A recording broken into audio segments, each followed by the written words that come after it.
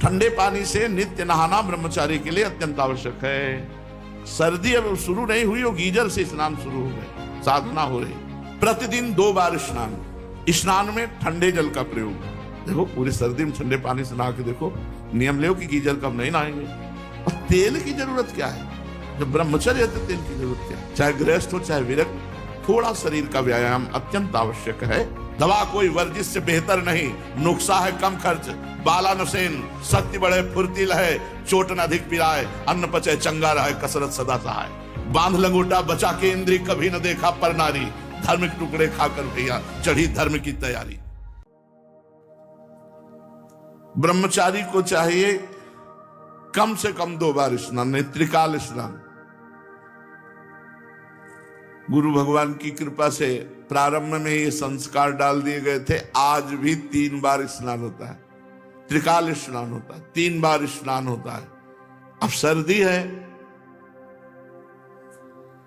और गंगा जी का स्नान 3 बार, और जटाएं हर समय भीगी रहती, वो टपकती रहती थी। कोई तौलिया थोड़ी थी कि पोछ ले, वही एक अचला, चाहे पोछ लो चाहे ओढ़ लो। अरे मस्ती, वैराग्य की एक मस्ती होती। प्रतिदिन 2 बार स्नान, स्नान में ठंडे जल का प्रयोग। सबसे पहले नाभि से स्नान करें, नाभि से ऐसे जल यहां नाभि में डाले, 2-3 कमंडल ऐसे, और फिर स्नान करें। ऐसा ब्रह्मचर्य के लिए अत्यावश्यक। एक क्लिप आई थी पंडित गया प्रसाद जी की, तो वो भी स्नान कर रहे थे, तो पहले यही डाला था नाभि। उनका बाबा शास्त्रीय पद्धति के अनुसार ही स्नान कर रहे। साबुन, सोडा, ये जो फैक्ट्रियों में बनते हैं, इनसे शरीर साफ करने की जरूरत नहीं है। यदि आप तेल नहीं लगाओगे तो रोज रज लगती शरीर में। कहीं ऐसा नहीं कि मैल जमा मिले, नहीं। मैल तभी जमेगा जब आप तेल लगाओगे, फुलेल लगाओगे, और फिर वो जम जाएगा। फिर साबुन की क्या जरूरत है? अगर जटा साफ करनी है, जैसे रीठा है, ऐसे पवित्र चीजें हैं, इनसे साफ कर लो। या भाई कोई पवित्र आती हो ऐसे पदार्थ, तो भाई साफ कर।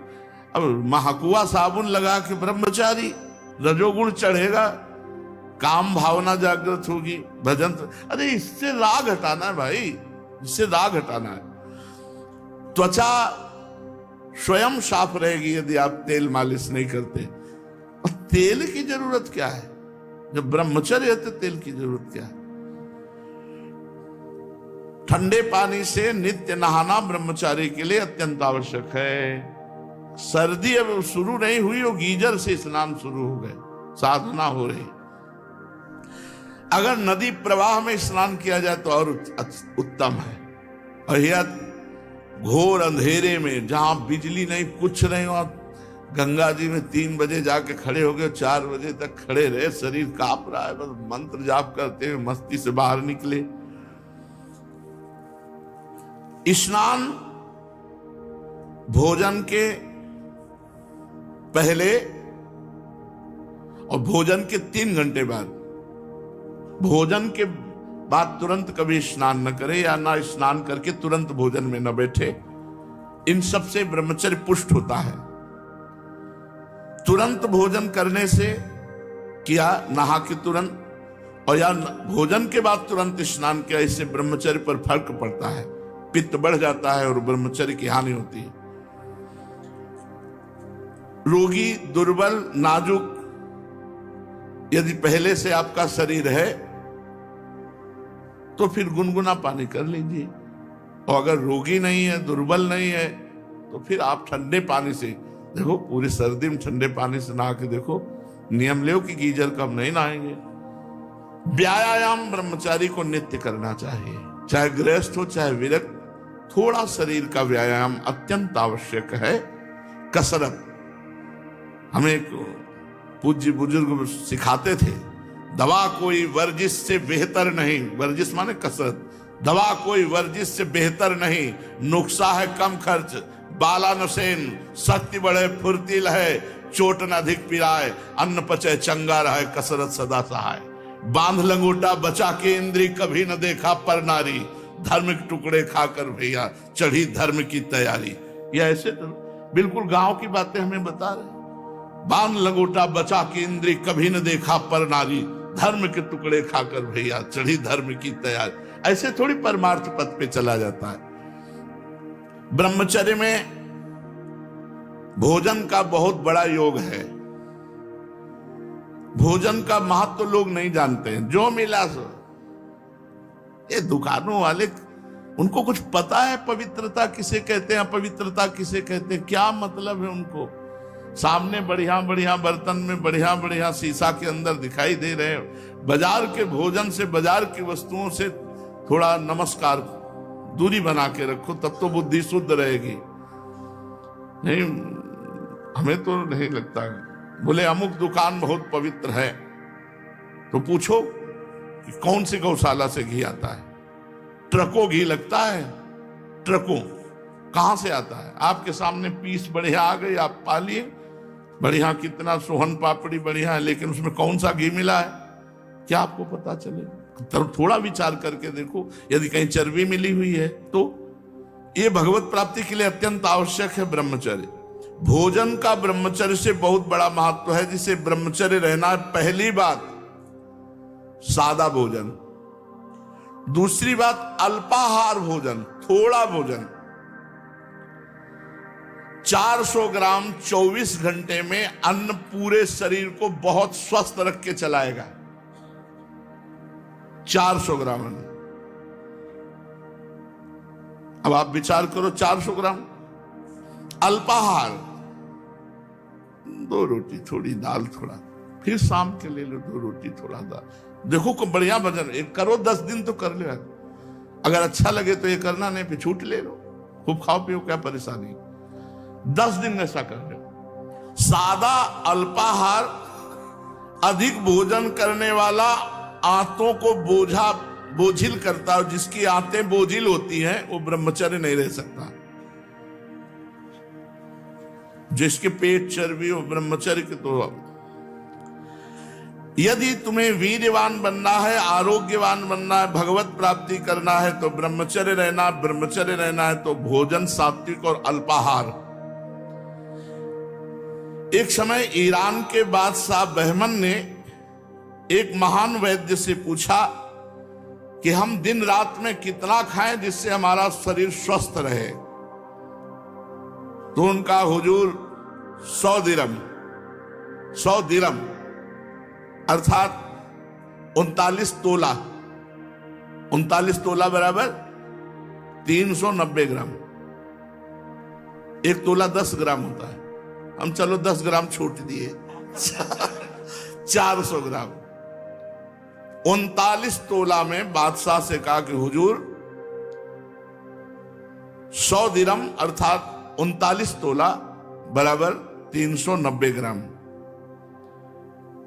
फिर कहा कि इतने से शरीर स्वस्थ रहेगा। तो वैद्य ने कहा शरीर पोषण की और स्वस्थता की बात आपने कही, वो तो इतनी ही है। इसके उपरांत जो खाया जाता है वो व्यर्थ है, वो बोझा है, वो शरीर को अस्वस्थ करने में सहायक होता है। 400 ग्राम भोजन 24 घंटे में। हम कहते हैं 2 बार 400 ग्राम ले लेंगे, 2 बार 400, इतने में तो चल जाएगा। देखो 400 ग्राम लेकर के एक दिन रोटी को तौल लो कि एक रोटी कितने ग्राम की है, दाल कितनी होगी, सब्जी कितनी होगी, टोटल 400 ग्राम एक बार में। तो 800 ग्राम रख लो। वैसे 400 ग्राम तो एक्स्ट्रा ही है, 400 ग्राम नहीं 410 ग्राम एक्स्ट्रा हकीम के अनुसार। ये ब्रह्मचर्य के लिए स्वस्थता की बहुत सुंदर बात है, बहुत सुंदर बात। कोशिश की जाए, हम भी मिलाते हैं, आप भी मिलाओ साथ। 400 ग्राम ये स्वस्थ शरीर के लिए, साधक के लिए, साधना के लिए। जो फावड़ा चलाते हैं उनके लिए हम नहीं कह सकते, क्योंकि इतनी मेहनत उनकी होती है कि 10 रोटी खा के जाए चूल्हे की बनी भाई, तो फिर 4-6 घंटा बाद भोजन चाहिए। किसान आदमी तो लकड़ी पच जाए ऐसा लीवर होता है। हमने कभी शुगर नहीं सुना किसान आदमी को। ढेर सारा गुड़ इस समय जैसे चल रही फसल, गन्ने का रस 5-5 लीटर दही डाल के पी गए, 2-4 भेली गुड़ खा, कुछ शुगर फुगर नहीं। ये शुगर होती है जो ऐसे गंदे आचरण और ज्यादा मेहनत नहीं होती, और ये सब शक्कर ज्यादा पाई जाती। गुड़ शुद्ध चीज है जो सीधे बनती है, अब तो उसमें भी मिलावट करने लगे। भगवान बुद्ध कहते हैं कि अगर भगवत प्राप्ति करना है तो हल्का आहार, एक बार भोजन, या उसी को 2 बार, उसी को 2 बार यार किया जाए, क्या जाता है, देखो नियम लेके देखो, ठीक है। 400 ग्राम भोजन, और दंड बैठक मारो, थोड़ा व्यायाम करो, प्राणायाम करो, संयम से रहो, संभल करके। जो साधना के लिए भोजन पाता है वही ज्ञान विज्ञान संपन्न होता, नहीं तो महामूर्ख होता है। पशु केवल भोजन ही भोजन पाते रहते हैं। भोजन तुम्हारा जीवन भी है और भोजन तुम्हें मार भी देगा। अब आप सोचो जो दूसरों का मांस खाते हैं कैसे जीव है, अरे ऐसे ऐसे जिंदा मछली पकड़ के ऐसे चबाते हैं, इनको यमराज चबाएंगे ऐसे। देख लेना, यहां मृत्यु लोक में ही ऐसे दंड मिलते हैं, पूछो मत। अब एक्सीडेंट हुआ, फंस गए पूरे सब लोहा लंगड़ यहां ऐसे, ओ वैसे ही जैसे फंसा के तुम मारे। अब तड़पो तड़पो, कब कहां कैसा चीख रहा है, चिल्ला रहा है। अवश्य में भोक्तव्यम कृतम कर्म शुभाशुभम। जीने के लिए खाओ, जियो भगवान के लिए, मरने के लिए मत खाओ। काहे को इतना भोजन। भक्तदास वामन, उनसे पूछा निकम्मा कौन है, तो उनका निकम्मा वही है जो बहुत भोजन करता है, वही कायरता, आलस्य, प्रमाद, अल्पाहार। महापुरुष की पहचान क्या है? जो अपने को सबसे छोटा मानता है और अल्पाहार युक्त रहता है। अल्पाहार थोड़ा भोजन और अपने को सबसे छोटा मानता है, वो महापुरुष है। महापुरुष कैसे बने? मन को वश में करने से। मन को कैसे वश में करें? सात्विक और कम भोजन पाने से और ब्रह्मचर्य रहने से। तो कम खाना कैसे सीखें? आहार को थोड़ा थोड़ा घटाते चले जाओ और एक लिमिट में ले आओ। आहार कैसे घटे? बेस्वाद भोजन पाओ, बेस्वाद भोजन पाओ, अपने आप 300 ग्राम में मन कहेगा रहने दो। सात्विक आहार, ताजा भोजन, रसयुक्त भोजन, हल्का भोजन, मधुर भोजन, जैसे गेहूं की रोटी, चावल या जौ की रोटी या मूंग और अरहर की दाल, थोड़ा दूध, कम मात्रा में घी, थोड़ा मीठा, सेंधा नमक, ये सात्विक आहार। इतने राजस गर्मा गर्म कड़ुआ, किसी किसी को देखा मतलब ऐसे निकला मुंह में डाल लिया, वो ये सब राजसिक। अत्यंत कड़ुआ, अत्यंत गरम, अत्यंत नमकीन, अधिक मीठा, रूखा, चटपटा, खट्टा, तैलयुक्त, दोषयुक्त, गरिष्ठ, पूड़ी, कचौड़ी, मालपुआ, खट्टा, लाल मिर्च, तेल, हींग, प्याज, लहसुन, गाजर, उर्द, सरसों, मसाला, मसूर। और फिर ये तो सब त्याजी है, मांस, मछली, कछुआ, अंडा, शराब, चाय, काफी, ये तो सब। अगर राजसी आहार करोगे तो मन चंचल, कामी, क्रोधी, लालची और पाप कराएगा। ये राजसी आहार है, इसको छोड़ देना चाहिए। अगर गरम रोटी आई है तो उसको ऐसे टुकड़े कर दो जिससे उसकी धुआं निकल जाए। धुआं निकलने के बाद ही पाओ, यानी गर्मा गर्म धुआं, वो आपके लिए हानिकारक होगी, भजन में बाधक होगी। कड़ुआ नहीं, तीखा नहीं, अधिक नमकीन नहीं, अत्यंत मीठा नहीं, रूखा नहीं, चटपटा नहीं, खट्टा नहीं, तैलयुक्त नहीं, दोषयुक्त नहीं, गरिष्ठ नहीं, पूड़ी, कचौड़ी, मालपुआ, ये सब नहीं।